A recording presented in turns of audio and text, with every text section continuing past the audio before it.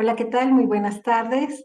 Soy Rosalba Mejía, subdirectora del Museo de las Constituciones de la UNAM, y como cada vez les doy la bienvenida a este espacio virtual que tenemos en el museo, nuestras charlas del mes, que dedicamos a diversos temas, algunos sobre derechos humanos, otros sobre nuestra Constitución, y en esta ocasión dedicamos esta charla para conmemorar un acontecimiento fundamental en nuestra historia constitucional. Vamos a hablar del Congreso de Chilpancingo a 210 años. Y precisamente en el marco de esta conmemoración, pues les hago una breve introducción para comentarles que el 14 de septiembre de 1813 fue cuando se inauguraron las sesiones del llamado Congreso de Anáhuac, reunido en Chilpancingo, y que este cuerpo deliberativo, organizado por los insurgentes, trabajó durante 2 años para crear documentos que fueron fundamentales para organizar un gobierno independiente de la corona española.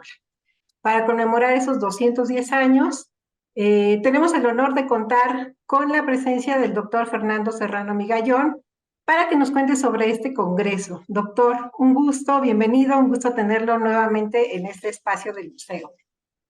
Muchísimas gracias por la invitación. Gracias a usted. Y pues bueno, antes de comenzar voy a leer una semblanza de nuestro invitado.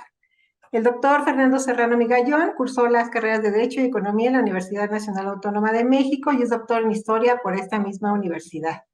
Obtuvo el certificado de estudios superiores en el Instituto Internacional de Administración Pública de París, Francia, y el diploma de la Academia de la Corte de Justicia Internacional de La Haya. Ha sido profesor de Ciencia Política, Teoría del Estado, Derecho Internacional Público y actualmente de Derecho Constitucional en la Facultad de Derecho de la Universidad Nacional Autónoma de México. También es profesor en las licenciaturas de Administración Pública y Relaciones Internacionales del Colegio de México e investigador del Sistema Nacional de Investigadores, además de ser creador emérito del Sistema Nacional de Creadores. Fue abogado general de la UNAM de 1993 al 95 y de enero a marzo del 2000 director de la Facultad de Derecho.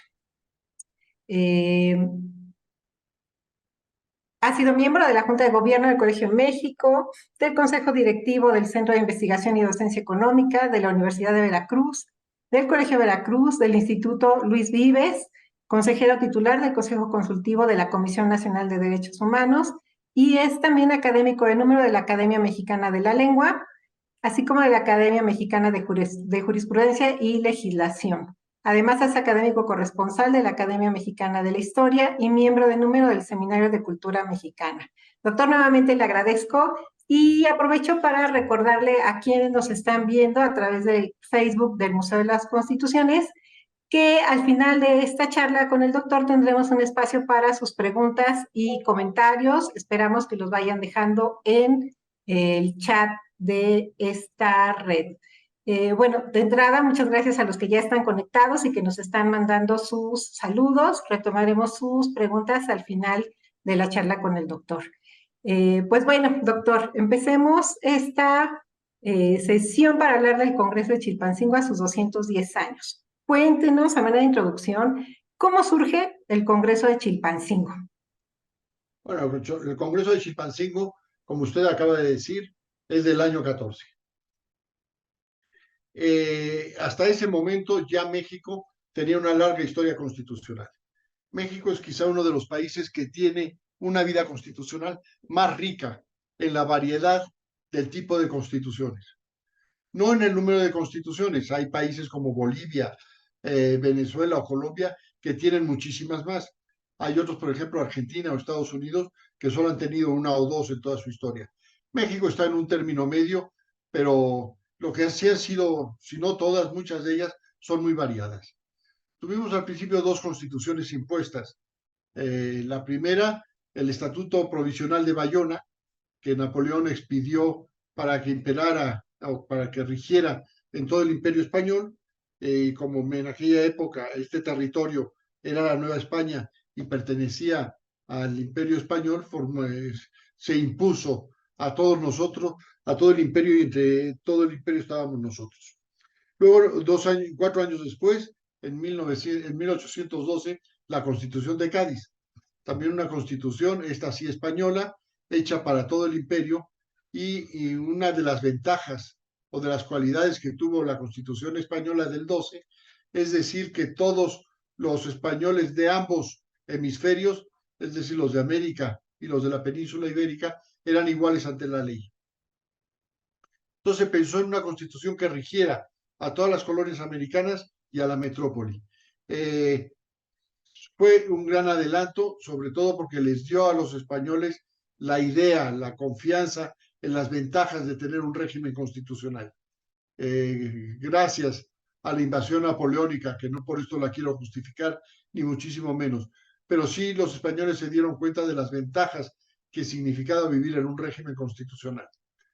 Eh, en el lapso, en el año 10, pero no sé, en 1810 se produce el grito de independencia dado por Hidalgo, que no tiene inmediatamente consecuencias jurídicas en septiembre, pero en diciembre de ese año, es decir, 3 meses después, tenemos el primer fenómeno jurídico del movimiento insurgente, que es el bando expedido por Hidalgo en la ciudad de Guadalajara en diciembre de 1810, por el que tiene dos puntos jurídicos, ¿a cuál más importante? La suspensión de las alcabalas, es decir, de esos impuestos internos que regían entre provincia y provincia, agravando el costo de las mercancías y dificultando el comercio. Y el otro, que es el más importante, la supresión absoluta de la esclavitud. Con esto, México es el segundo país de América que termina con la esclavitud. Eh, en muy temprana época, habrá otros países de América que tendrán que esperar casi un siglo para acabar con la esclavitud y México lo hace en muy temprana hora. Luego vienen más que estas que sin son constituciones propiamente dichas, de todas formas sí son actos jurídicos que implican una norma fundamental para el ejercicio del futuro Estado a través del gobierno insurgente. Luego viene una serie de definiciones ideológicas de cómo tendrá que ser el próximo gobierno, el gobierno que se formará o que saldrá de la lucha insurgente. Tenemos en primer lugar un documento para mí fundamental y por un personaje injustamente olvidado, que es López Rayón, que habla de los principios constitucionales de López Rayón, llevan su nombre, que es el primer intento. Primero López Rayón era el único abogado de todo el contingente insurgente y es el que establece los lineamientos políticos y jurídicos que debe tener el nuevo Estado cuando se emancipe de España. Es un documento muy sólido, muy inteligente, muy bien hecho y no está bien que yo lo diga, se ve una formación jurídica sólida. Las luchas internas de los insurgentes son evidentes a lo largo de toda la lucha insurgente y por eso se retrasó tanto la llegada de la independencia. Pero las diferencias entre López Rayón y Morelos eran evidentes. López Rayón había sido el secretario de Hidalgo, muy cercano a Hidalgo. La ideología de Hidalgo era fundamentalmente, yo creo que de López Rayón, era el que lo orientaba doctrinalmente, y Morelos, que tenía muchísimas cualidades, pero tenía grandes celos a López Rayón. La inteligencia y la precisión de pensamiento de López Rayón chocaba con esa otra inteligencia, pero mucho más pragmática, de Morelos. Entonces, al ver los principios constitucionales, Morelos se ve en la obligación, o si no era una obligación, en la conveniencia de expresar los sentimientos de la nación, que es un documento posterior al de Rayón, siguiendo, si no, su idea está mejor redactado, es más completo, es más claro, pero sí es producto de un primer intento de López Rayón. Esta serie de documentos previos, más que formativos del Estado mexicano, formativos de la ideología que tendrá el Estado mexicano, hace que Morelos vea la conveniencia de convocar a un Congreso Constituyente. El Congreso Constituyente que se reunirá en Chilpancingo. A este Congreso asisten los grandes líderes del movimiento insurgente. Morelos está en ese momento en Acapulco, se traslada a Chilpancingo, depone su cargo político ante el Congreso, pero conserva el cargo militar. El Congreso le da el cargo de generalísimo y de siervo de la nación y empiezan las discusiones de lo que será la Constitución de Apatzingán. Esta Constitución es fundamental, o este proceso es fundamental. Tiene tres documentos esenciales. Uno es una declaración de independencia. Es la primera vez desde 1910, desde septiembre de 1810, en que se habla clara y abiertamente de independencia.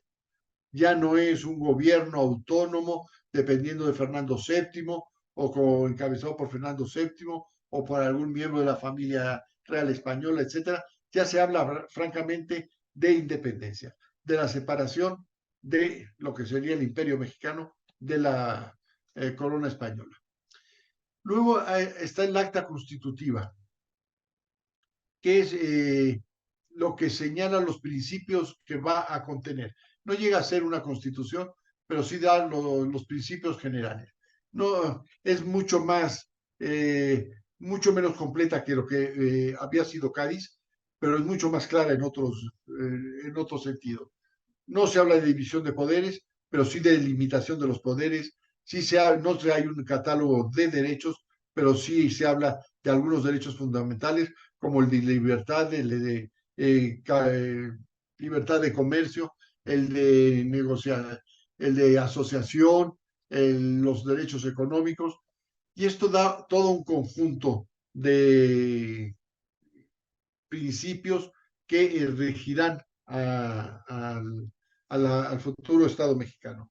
El fruto más completo es la Constitución de Apatzingán, que se producirá posteriormente.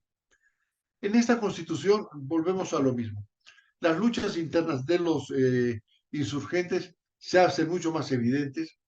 En ese lapso, Morelos tiene unos fracasos militares muy notables, es depuesto de su carácter administrativo político, conserva el grado de generalísimo y conserva al mismo tiempo el nombre de siervo de la nación. Pero sus diferencias con el Congreso, por razones políticas, pero fundamentalmente por sus fracasos militares, hacen que el poder administrativo, el poder político del grupo insurgente se vea al margen de las manos de Morelos. Se organiza un gobierno, un triunvirato, siguiendo mucho la figura francesa del consulado, que eran tres cónsules. Uno de ellos fue Napoleón, que se hizo de primer cónsul y posteriormente emperador, como todos lo sabemos, pero esa idea de un triunvirato también hace una posibilidad de manejo político administrativo efectivo mucho más complicada. Morelos, en este sentido, sí es fiel a sus principios, sí protege al Congreso, que va a salto de mata en 6 meses, 8 meses, cambia de 10 ciudades porque es perseguido por los realistas, se tiene que esconder, tiene que huir y las diferencias, los peligros militares unidos a las diferencias internas hacen que la debilidad, el debilitamiento de las fuerzas insurgentes sea evidente. Esto trae como consecuencia, al poco tiempo, la captura de Morelos, el decaimiento de las fuerzas insurgentes y posteriormente el apresamiento y la muerte de Morelos. Aquí lo más importante que podemos ver es que es la primera vez en que los insurgentes tienen una conciencia clara del problema que tienen en manos.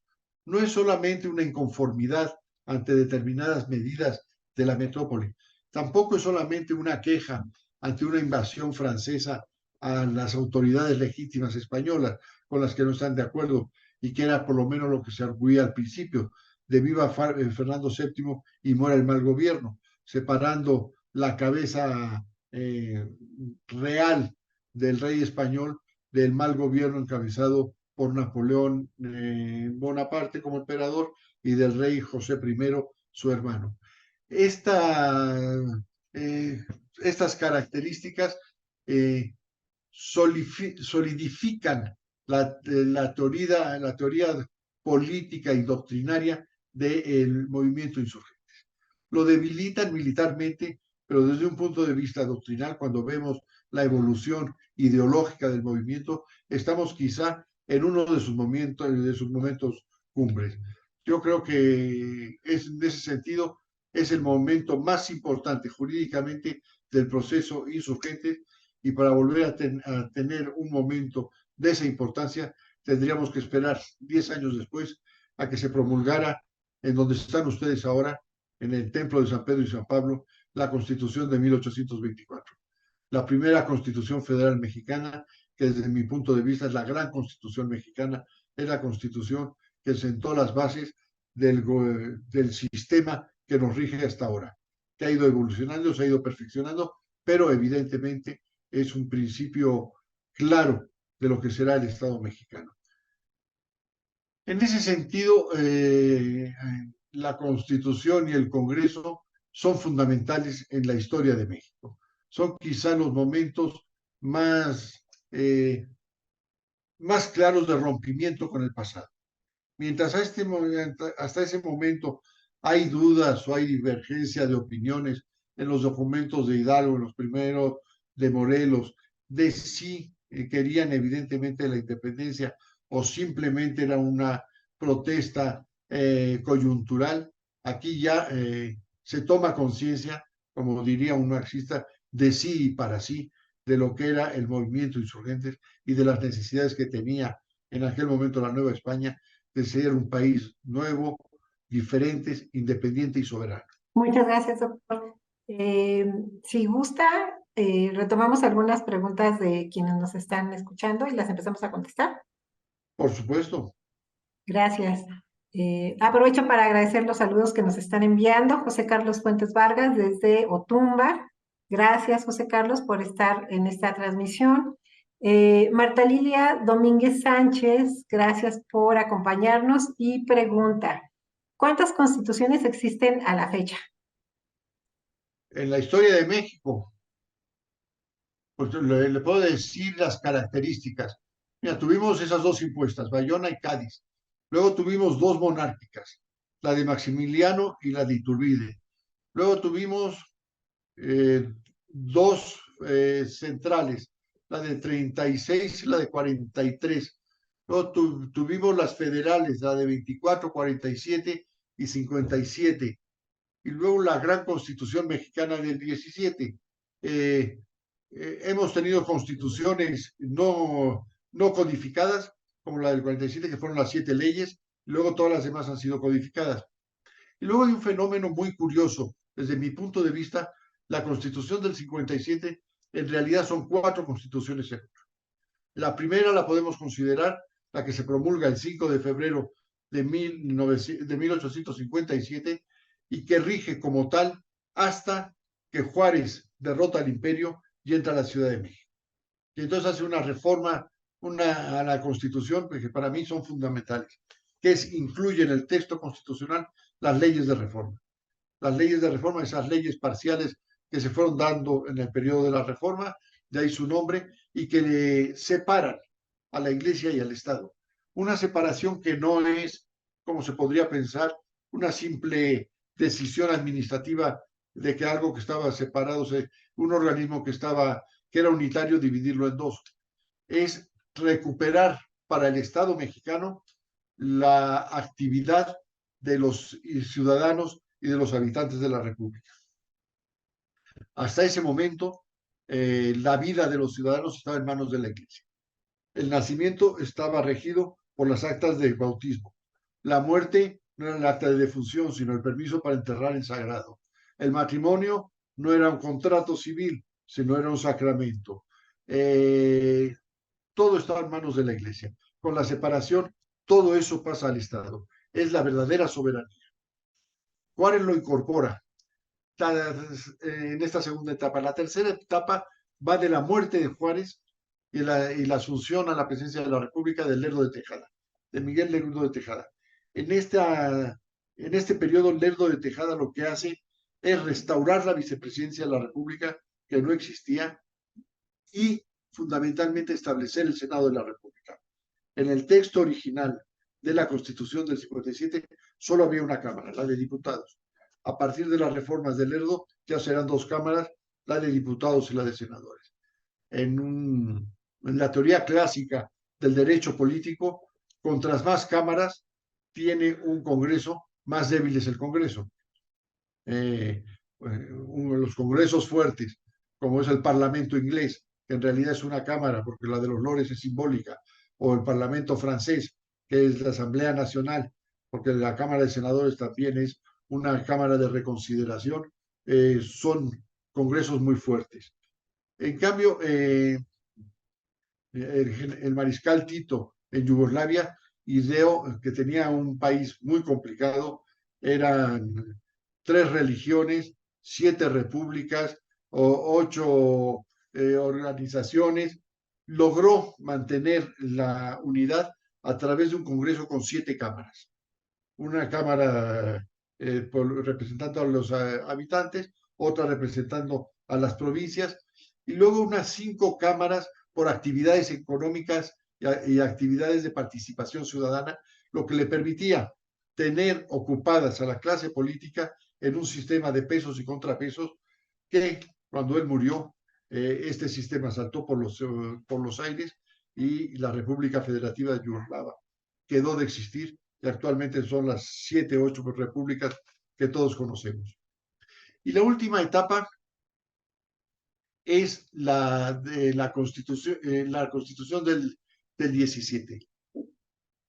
Cuando da el golpe, el intento de golpe de Estado, el cuartelazo, Victoriano Huerta, Carranza expide el Plan de San Luis, en donde se compromete a reformar, a reimplantar la Constitución del 57 en sus términos originales, porque según el plan, lo que había hecho Huerta era tergiversar el texto original de la Constitución.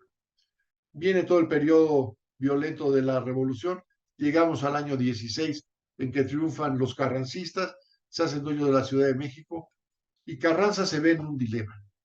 O bien cumple con su palabra del Plan de Guadalupe y restablece en sus términos la Constitución del 57, o por el contrario, como le aconsejaban sus asesores jurídicos, quizá los 3 mejores juristas de la primera etapa del México del siglo XX, Isidro Fabela, José Natividad Macías y Luis Cabrera, y después de haber recorrido el país con la lucha armada, los requerimientos sociales de obreros y campesinos había que incorporarlos a la Constitución.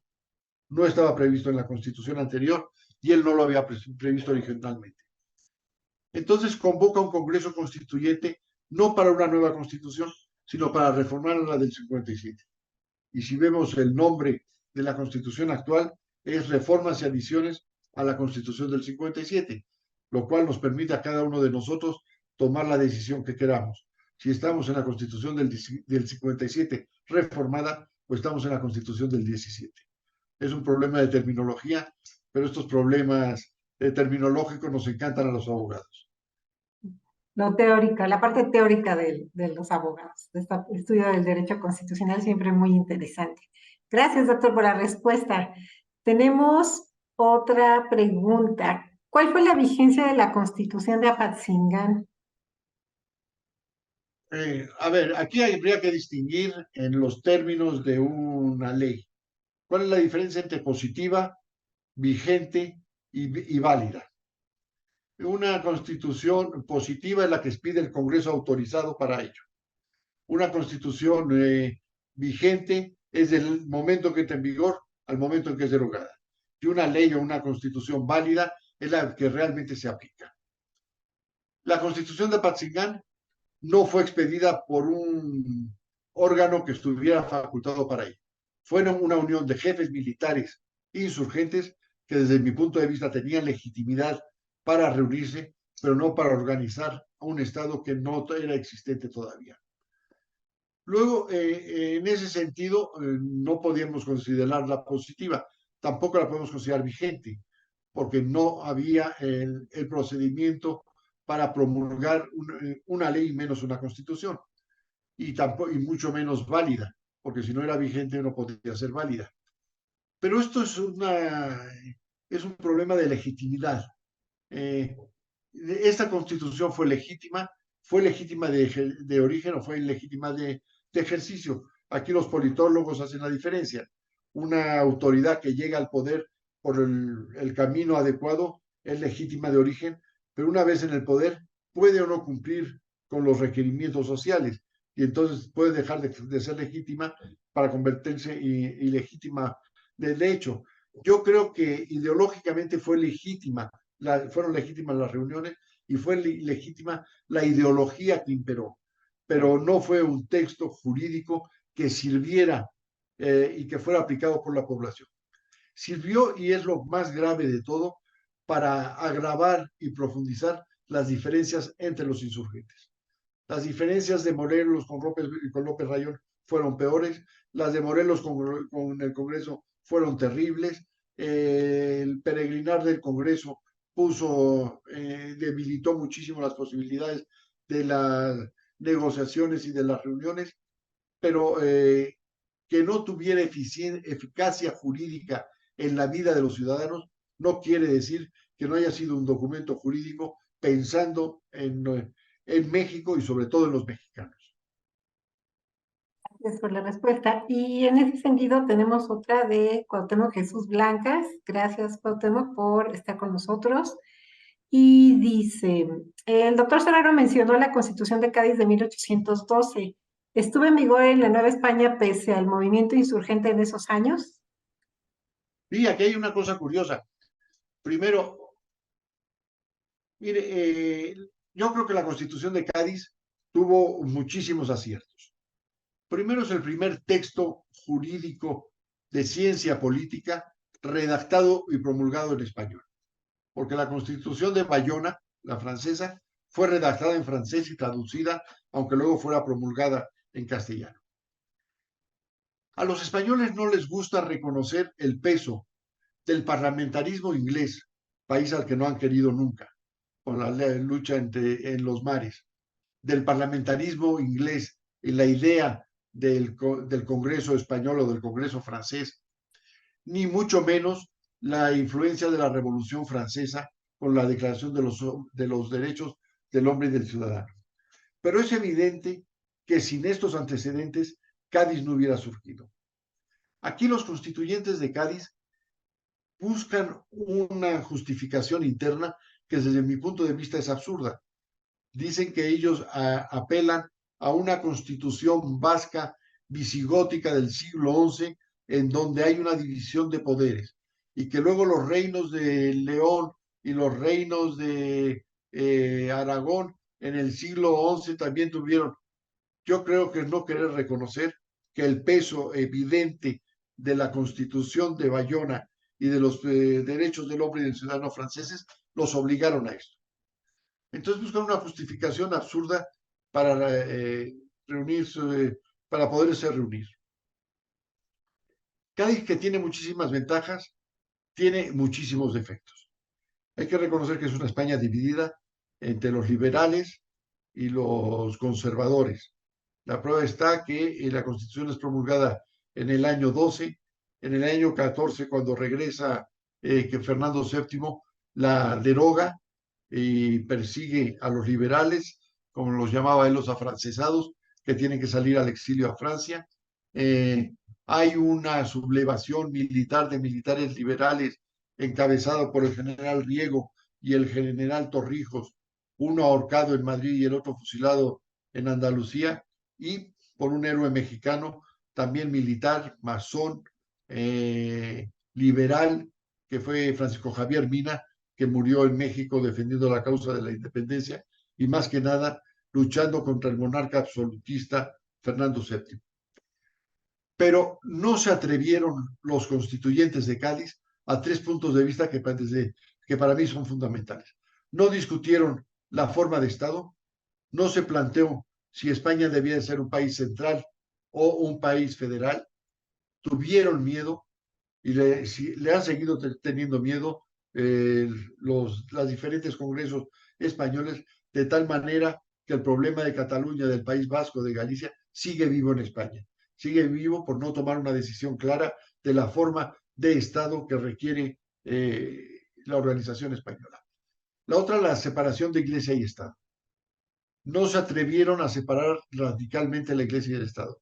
Sí se atrevieron a liquidar a la Inquisición. Desaparece la Inquisición y es la única parte de la Constitución que queda viva. Pero era un monstruo tal que prácticamente nadie la defendió. Y por último, también no se atrevieron a enfrentar la forma de gobierno. No se discutió si podía ser república o monarquía. Al contrario, pasaron por alto esta definición, consideraron que el rey seguía siendo designado por gracia divina y no se cuestionó lo que en México se haría en el año 24 con la constitución del 24 y en España tardarían hasta 1870 para plantearse la posibilidad de monarquía o república. Entonces, siendo un texto excepcional, un gran adelanto político y un gran adelanto jurídico para España, tiene, desde mi punto de vista, estas tres fallas fundamentales. En específico, preguntaba si estuvo en vigor, pese al movimiento insurgente. Esa es una pregunta interesante y compleja. Bueno, si queremos ser muy puristas, no, porque no fue expedida por un órgano autorizado para legislar, un órgano legislativo convocado por líderes militares. Pero si queremos justificar su existencia por la legitimidad de sus pensamientos, sí. Gracias, doctor. Otra pregunta. Si se puede, si la Constitución actual está traducida o si está en lenguas originarias. Sí, en todas. Esta es de José Carlos Fuentes Vargas. Gracias. Sí, sería cuestión de verificar, pero el Instituto Nacional de Lenguas Indígenas tenía en su página las traducciones, si mal no recuerdo. Y había una colección de una editorial que se llamaba, no era Plaza Janés, Plaza y Valdés, que tenía todos los textos en las lenguas o por lo menos en la mayoría de ellas. La idea era publicarlas en todas. No sé si acabaron con el proyecto original, pero sí estaba en la mayoría de ellas. Sí, sí, entonces, si quieres buscar en internet, sí, sí deben estar publicadas, si no en la página del INALI, quizá en otra institución federal, sin duda deben estar. Otra pregunta más. Si la Constitución de 1824 retoma algunas ideas de la de Apatzingán. Sí, no, la gran ventaja de Apatzingán, aunque ella está en duda o se puede discutir si fue válida y vigente, desde luego su trascendencia jurídica y política llega hasta nuestros días. No se ha legislado en México, quizá tendríamos que dejar al margen a los dos imperios sin tomar en cuenta a Apatzingán y sin tomar en cuenta la Constitución del 24. Siendo las constituciones bisoñas, las primeras, un intento auténticamente mexicano y libre por organizarnos, sí tuvieron ambas esa ventaja infinita de prever el futuro de México y poner al alcance de las manos de los mexicanos toda esta coyuntura que nos ha permitido, a partir de 1917, tener una constitución aceptada por todos los mexicanos en su parte absoluta, es decir, en las decisiones jurídico-políticas fundamentales. Gracias. Y otra, mencionó que el Congreso de Chilpancingo emitió una declaración de independencia. ¿Cuál sería la diferencia con la de 1821? La de 1821, primero, la de Apatzingán es un intento, o es un intento formal de decir lo que se va a buscar cuando cuando triunfen las armas insurgentes. La de 21 es ya cuando han triunfado las armas insurgentes. O sea, ya hay materia real, efectiva sobre qué legislar. Y segundo, hay una autoridad española, la de Juan de Donojú, que primero firman los tratados de Córdoba y luego la Constitución. Aquí hay un error que siempre se dice que O'Donoghue fue el último virrey. O'Donoghue nunca fue virrey. La Constitución de Cádiz del año 12 había suprimido los virreinatos en toda América, no solo para la Nueva España. Entonces eran capitanes generales, o sea, eran los delegados militares de la corona en las colonias, pero no eran los virreyes con toda esa parafernaria de representación personal del rey. Eso después desapareció con la Constitución de Cádiz. Pero bueno, Juan O'Donoghue, como jefe militar de las fuerzas españolas, firma el Acta de Independencia.